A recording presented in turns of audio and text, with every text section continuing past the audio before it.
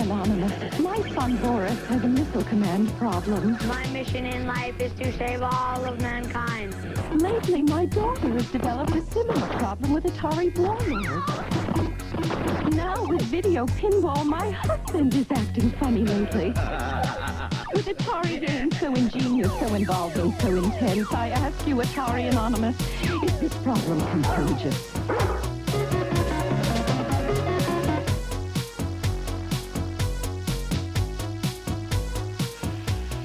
Hello and welcome to an all-new series of Replay Retro. I'm Matt, and as always we're going to be taking a look at the history of video games. So let's kick off this new series by travelling further back than we've been before and taking a look at one of the absolute granddaddies of gaming from Atari.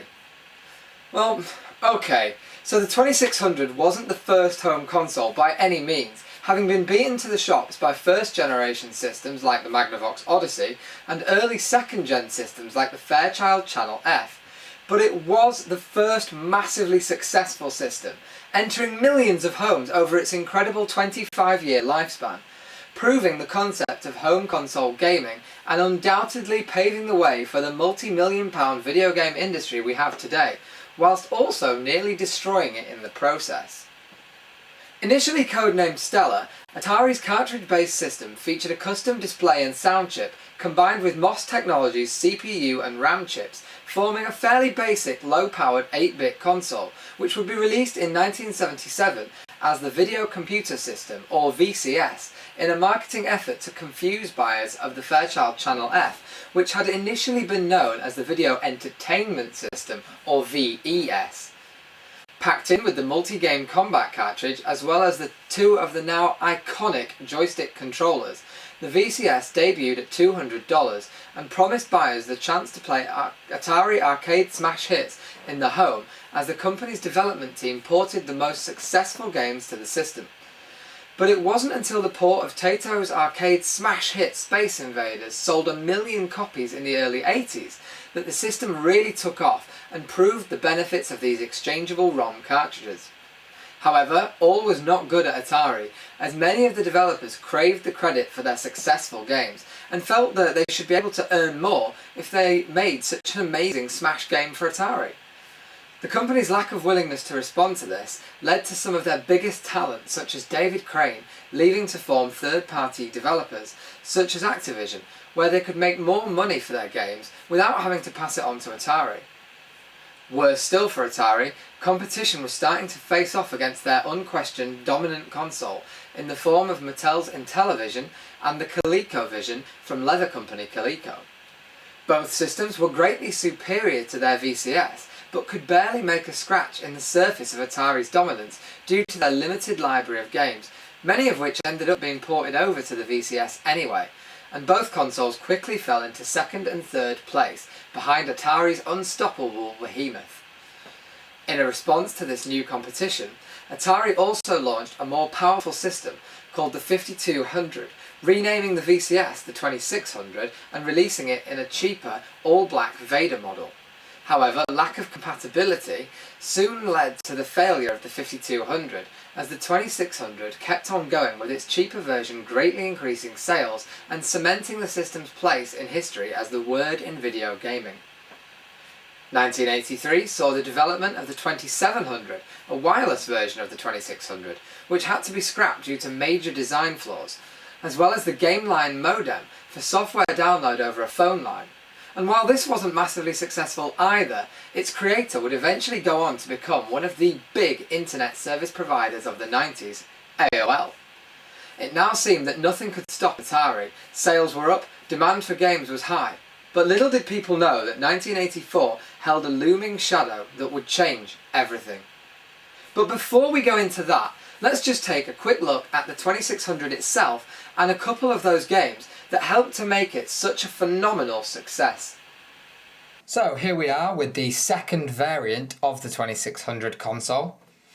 This is, as you can see, a 6-switch Woody version. However, it's not to be confused with the first variant, which is the Heavy Sixer. This was the version made in Sunnyvale, California, as opposed to in Hong Kong.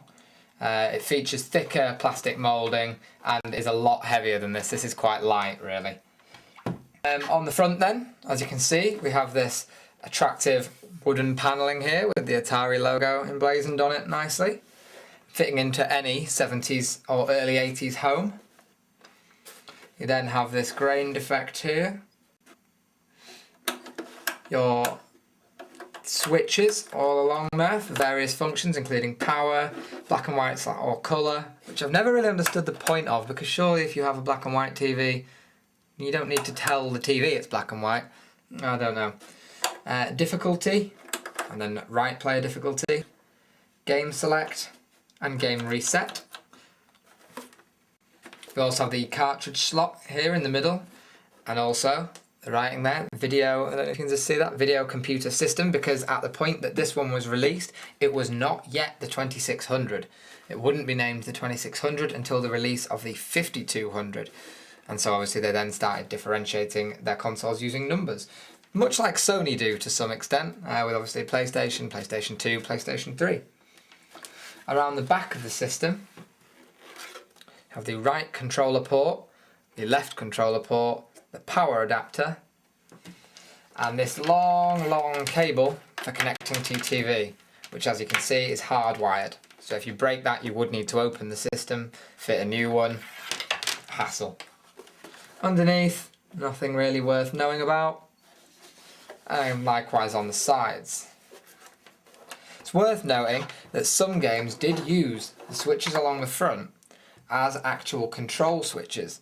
The game Space Shuttle, for example, I believe, used them all to control various functions of your spacecraft. Quite ingenious really, using the difficulty settings and things like that for such an idea. Your controllers, this classic iconic controller, as you can see mine is very chewed up. This is admittedly not really a collector's condition console. This is very battered, but it's purely because it has had so much play and it's given so many people enjoyment over its life. It's a very simple controller. I'm sure you can see it's essentially just a box with one button and a very basic joystick. But it was the simplicity of this controller that made it so enduring. Later, the Intellivision controller and the ColecoVision controller would be seen by people as having far too many buttons, and it was all those extra buttons that made people shy away from the system, whereas with this they knew they could pick it up and they could work it out. You know, you had up, down, left, right, fire or jump or whatever else that button was being at that point. You get a decent length of controller cable, and at the end is the standard 9-pin plug that we see on so many consoles over the history of gaming. And that, as we've said, just plugs into the back of the console using one of the two ports, just like that. Games come on simple cartridges like this. This is Donkey Kong from Nintendo, obviously before the NES version. You can see you get all your various details of the game here, your logo, not a lot else. You do get an end label. We like end labels. And they simply slot into your console like that, give them a bit of a shove, turn it on, and you're ready to play some Donkey Kong on your Atari 2600. Okay, so here is Donkey Kong on the 2600. One of millions of games that I am terrible at. The capture card hasn't captured this too brilliantly actually, but you do get the idea. The sounds, as you can tell, are very clear, very crisp, and to the best of my knowledge are quite close to the original. I wanted to use Donkey Kong because it's a game everyone knows and recognises, so you can see what it looks like here. Obviously you can make out the character of Mario really, really well. The princess, yeah, you can make her out pretty well. And the barrels, you can see that they're rolling and not just chugging along like they do in some games, so that's quite cool. The jumping is smooth, but I can't jump for beans. Let's try again here. The only laughable character on the screen is Donkey Kong up at the top there, stamping away. He looks like Morph from Art Attack, or that Tony Hart thing. Someone's going to make a comment about me being a cretin for not knowing the program that Tony Hart was in. Anywho, to the game. Let's play the game.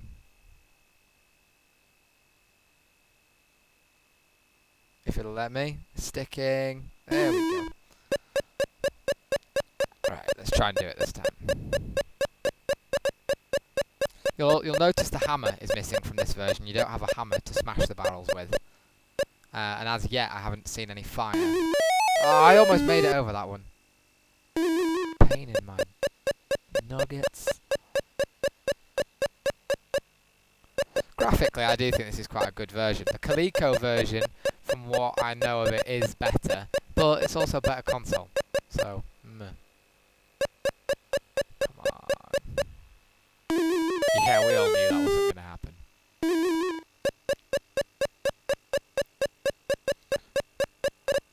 No, this is definitely a very enjoyable version of Donkey Kong. And it's definitely one I will go back to see if I can actually do any kind of effectiveness at it. Good game. Next! Here we are with Video Pinball. Pull the stick back on the right there. And fire the ball in.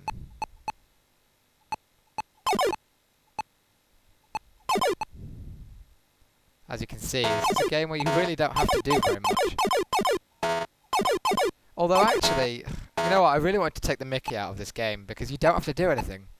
It's playing itself right now. There you go, I had to flick once then. And I just flicked then, now flicking for the sake of it. But do you know what, there is something quite addictive about this game. If you get 2 players into this game, and you go against each other to try and get the highest score with 1 ball or something like that, it becomes really compelling. Because you end up watching very closely because you don't want to lose. That one moment that you're going to need to flick up the ball and you miss. Obviously there are several things around the pinball table here that are recognisable elements. You've got the little spinnery motor things there on the left and right. You have some little tunnels in the top left and right. Bounce sections. Some pinball genius is going to know what they're actually called. A special event there, which is the snowflake that lights up. Targets to hit, which are the top 3, which I've now got 1 left to hit. It actually is a really solid game.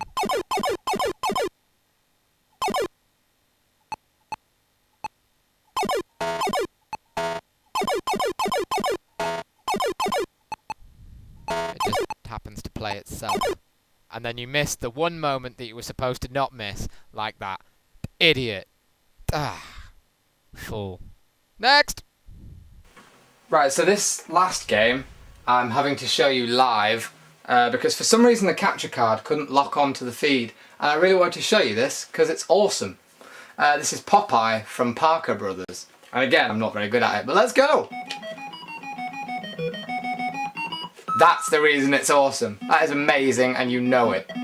So anyway, here I am, Popeye, on the middle here. Just below me you can see Brutus, and on the top floor, oh god, it's getting loud. Why is it getting loud? What the hell? Well, that was weird. And as you can see, Olive Oil on the top level is throwing stuff down for me to catch. And Brutus is trying to stop me from getting the stuff that Olive Oil is throwing down. I can move between the floors if I want to. And also, these things that fly out of the walls kill me unless I punch them. Can I punch Brutus? No, I cannot punch Brutus. We've learnt a valuable lesson. I've also noticed that this little house here seems to build up windows every time I catch a dealie. So I'm wondering how many dealies I have to catch.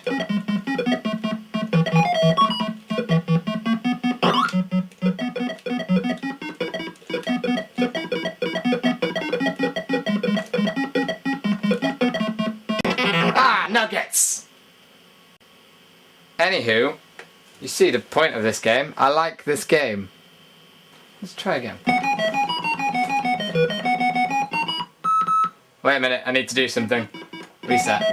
No! I'm structured and finished because I ate my spinach. I'm Popeye the Sailor Man. Toot toot! Yeah! I know that right now there are a lot of you wishing you could be this gangster. And to those of you, I say, tough. Go your own way. Make your own path. Jeez. Ah! Yeah. Come on. Get in your face, Brutus. You little bastard. Oh, shit. Get the nugget. Get the chicken nugget.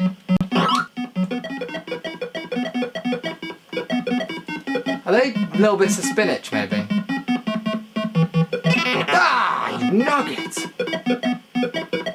Come on, come on, come on, come on, come on, come on, come on, come on.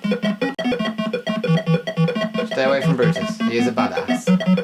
I like how in this game, the characters, the graphics of the characters are actually very recognisable. I have no trouble telling who these three people are. And that's not just because I know who's in Popeye.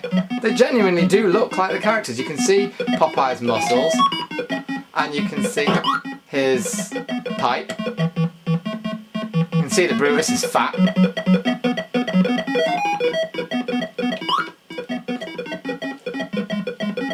And there's also a dickwad. Ah shit, it's coming up here. Nuggets!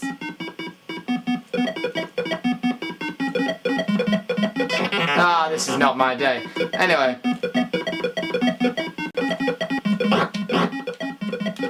Go up! No! Well, anyway, you see the point. I really like this game. That would happen to be my favourite 2600 game. Goodbye. While it may seem primitive by today's standards, the Atari 2600 was the must-have item in the early 80s. But as the calendar turned to 1984, the system was about to tragically fall from grace. The enormous glut of terrible games from the new third-party developers, as well as rushed titles from Atari themselves, including the worst ever version of Pac-Man, and horrible movie tie-ins like E.T., led to a lack of trust amongst gamers, who started to believe there were no good games available anymore. And they simply stopped buying them, leading to the now legendary crash of the video game market and the end of the 2600's dominant period, as even the $49 2600 Junior variant couldn't bring sales back up. The crash made it virtually impossible to sell video games in the US, while in the UK and Europe the market only survived with the success of microcomputers. It would be over a year before a dedicated video game system would regenerate the industry again in the shape of the Nintendo Entertainment System. While many gamers blame Atari for not implementing some control over third parties, like Nintendo would eventually do with their lockout chip and seal of quality, it's important to note that nobody ever saw this level of success coming. Atari never knew they were building such a huge industry, and indeed believed this exchangeable ROM cartridge format would fail. This brave first step simply wasn't prepared for what would come. And regardless of the crash, the facts speak for themselves. And with 30 million consoles sold by the time it was finally discontinued in 1992, as well as the longest lifespan of any system, the Atari 2600 was undoubtedly an astonishing success, paving the way for everything we gamers hold dear today. This iconic system will always hold a place in gamers' hearts, and is instinctively recognisable to any child of the 80s. Atari, we salute you. That's all we've got time for on this week's show, but join us again next time for a look at one of the 2600's biggest competitors. And don't forget to keep in touch with the show via our Twitter page. See you next time.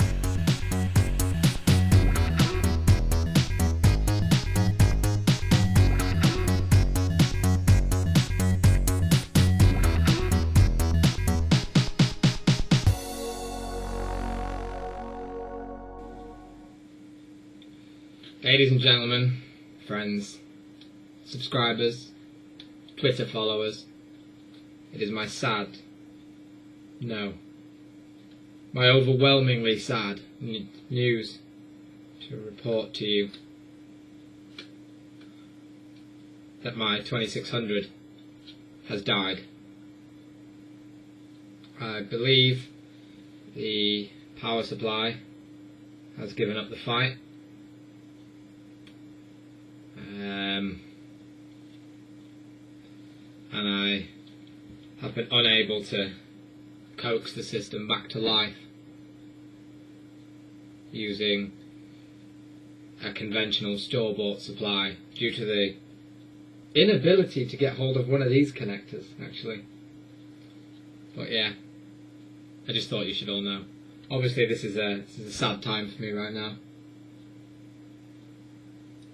Please, no messages. I just need to be left alone.